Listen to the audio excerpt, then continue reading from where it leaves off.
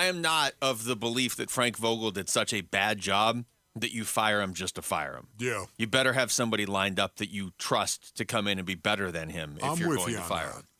So you had in your email a couple names that you had pulled from a story, and one of them I would say is the headliner, don't you think, of the three? The three names were J.J. Redick, Mike D'Antoni, and Ty Lue. Mike D'Antoni. You got to admit, though, the Mike D thing is really, really interesting, is it not? I know he's 72 years old. I understand that. But if you had Bradley Beal, Devin Booker, and Kevin Durant, instead of saying, we're not even going to worry about defense. We're just going to go ahead. The whole other way. You know what? His philosophy, what makes me laugh, Basin Earnings, is Mike D. Mike D'Antoni's philosophy was, hey, if my guy scores 35 and your guy scores 30, who played better defense?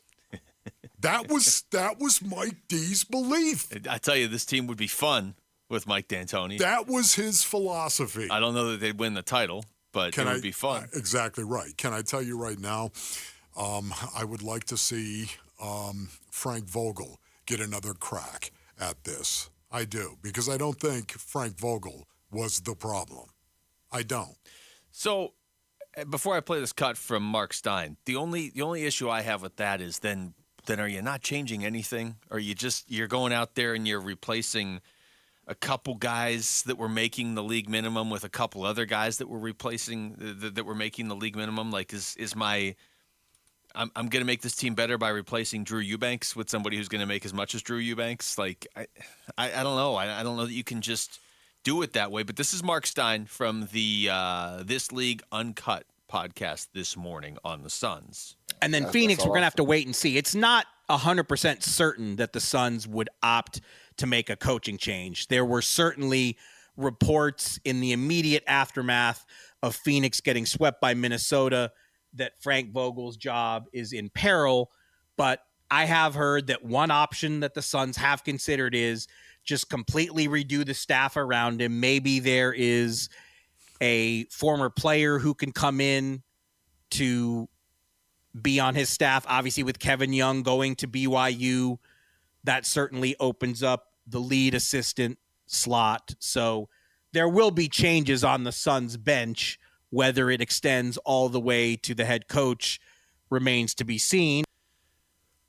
So is replacing Kevin Young with just the right guy going to be enough? No, I don't think so, honestly, right now. And you're also talking about changing a staff, a coaching staff around Frank Vogel. Now, I'm sorry. I think, once again, the problem with the Phoenix Suns is the intangible component inside the locker room. That, to me, is I'm sitting here, and I told you in the not-so-beautiful part of the program, ladies and gentlemen, I'm getting to a point where I believe there is a simple lack of leadership inside the locker room for the Phoenix Suns. And that was never my belief all season long, even though people were talking about that. Yeah, I mean, honestly, listen, when Charles Barkley was the guy that came out and actually said that about the leadership void inside the locker room, I was like, oh, wow, oh. With like a week left in the regular season. That's right. It was like, Ron, that is Chuck saying that right now. He's not just going to go and say that to Cam Cox. He's not just going to go say that unless he actually believes that. And the only way he actually believes that is somebody on the inside has told him what it's like inside that locker room. Chuck generally, especially now, is not like hot take guy who just says stuff for attention. Now, I know Charles Barkley says some outlandish things and has said them over the course of his career, but I've always kind of felt like he believed it, as opposed to like some of these guys that are just on TV just trying to say something they know is wrong to get people to be like, can you believe how wrong that guy is? And then all of a sudden they're cashing a paycheck because that's not Charles Barkley. Charles Barkley is going to tell you what's on his mind. Especially, too, when he's talking about the sanctity of the game and the sanctity of the locker room. I think Chuck cares about that and knows, hey, listen, I'm not just going to say something like that unless I know how this player thinks or unless I know what is truly going on inside that locker room. Would you say that Charles Barkley knows an awful lot of people? Yeah, a lot of people in the industry right there, and has conversations with them, I'm sure, on a fairly regular basis, especially with the Phoenix Suns organization that he is still close with. So I go back to something we said earlier in the show, and you're looking at the Western Conference, okay? Oklahoma City, Denver, Minnesota, Dallas. Those are the 4 teams left.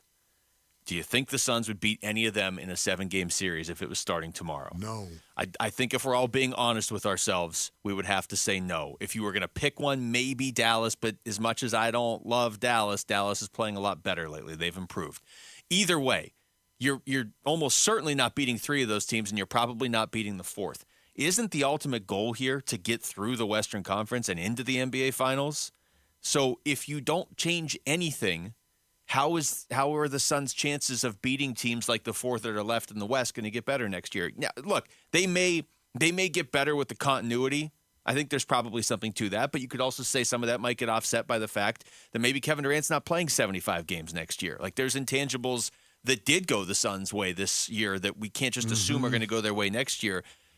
You have to do something. What I would be interested in is I would like to know what Devin Booker and Kevin Durant, those two specifically, think of Frank Vogel. You know how you and I are always like, if we could ask any question in sports, what would we ask? Yeah. That would be my question. And the question on top of that is, what if one of them wants Vogel back and the other doesn't? Then what do you do? Man, honestly, right now, it depends on which one wants him back. Depends on which one wants him back. Right? Interesting. I mean, that's, to me, Okay, so then let's go there. Oh, if Booker no. wants him back, Yeah. or if KD wants him back. Well, if Book wants him back, I'm doing it. Okay? If KD does? KD, can I talk to you? Well, you'd have to talk to Book at that point, wouldn't you? No. Honestly, right now. Yeah, would you do what Book doesn't want to do just for KD? Well, I'm not processing that Wait sentence. a minute, that just blew my mind, Mel. I would think about it though, because it wouldn't just be for KD. It seems like Matt Ishbia wants to bring him back, and it seems like James Jones wants to bring him back. So it would be Ishbia, James Jones, and Kevin Durant in this hypothetical situation. Yeah, I would want a really definitive reason from Book at that point why I shouldn't bring him back. Yeah. Man. If somebody told me right now Kevin Durant is not the leader that he needs to be inside that locker room, and we've heard that, I think, for the most part, wherever KD is gone, right? We have heard that. Yeah, but it's they not going to knew be a that surprise. when they traded for They him. did, Yeah. absolutely. But if you've got a situation where Devin Booker, and again, I do believe this is Devin Booker's team, if Devin Booker is deferring to Kevin Durant, that is not leadership. You know what I'm saying? Yeah. If he's deferring to Kevin Durant, that is not leadership. You've got to be who you are. And right now, the toughest thing for me, Basin Earnings, this is just the truth right now. The hardest thing for me to process is the fact that Devin Booker is not a leader? Like a guy that is going to lead the team. A guy that is going to be the alpha. A guy that's going to be that dude who takes full responsibility. This is the sense that I'm getting right now. feel like and we've actually had people come out and state that. I feel like we've seen him do a version of it in the past, but it just didn't feel like anybody led this year. Look, once again, when you have that true leader, it's a guy that does on the floor first. Would you say Book does? There's no doubt about it. On the floor, yeah. He for does. Sure. But you need a leader also that does first and then says and is not afraid to say.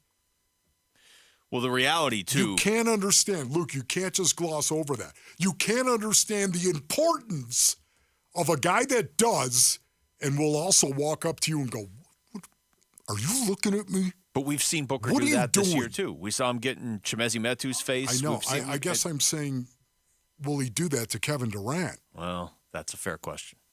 Will he do that to Bradley Beal? The reality, too, going back to the original point on Vogel, most likely Booker and Durant are on the same page. They either both want him back or they both don't want him back. And I think that's really your decision. If they both want him back, he's coming back. If those two players of that caliber don't want Frank Vogel back, whether it's fair or not, you really can't. He's not coming back. I mean, if that's the case. You got to deal in the reality of the situation. You're not going to be able to bring him back. The fact that nothing has been really truly decided yet, though, is what's confusing.